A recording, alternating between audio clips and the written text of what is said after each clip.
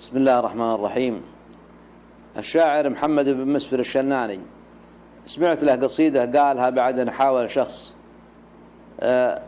أعتقد أنها مسؤول، حاول أنه ينتقص من قبائل رجال يام خلال حفلة من الحفلات، فقام الشاعر محمد بالرد عليه رد هجومي دفاعا عن رجال يام. والحقيقة هذا الموقف غير مستغرب منه ومن شرواه. من باب الشكر والتقدير للشاعر الكبير قلت هذه الأبيات: أقول سلامي تحية مسلمي يتبع الإسلام على كل من يتبع طه وله ودة،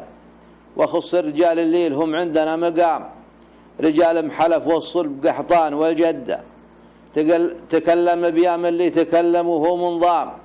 وجاه الجواب بلطم تمن على الخدة، تسلط عليهم هندسي يكتشف الألغام، وثور عليهم مدفعي يكسر الزندة. رسالة شكر لك يا ابن مسفر ولك الإكرام،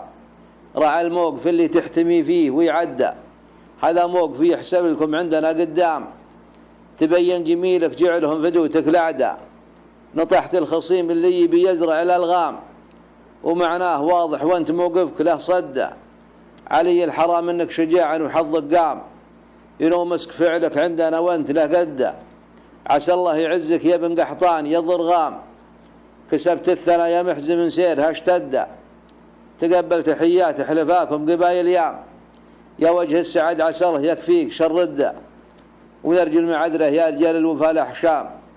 ونرجو السموحة كان قصرت في الردة. وسلامتكم أخوكم هادي بن غريب ابن عويرة آل راكة آل مطلق.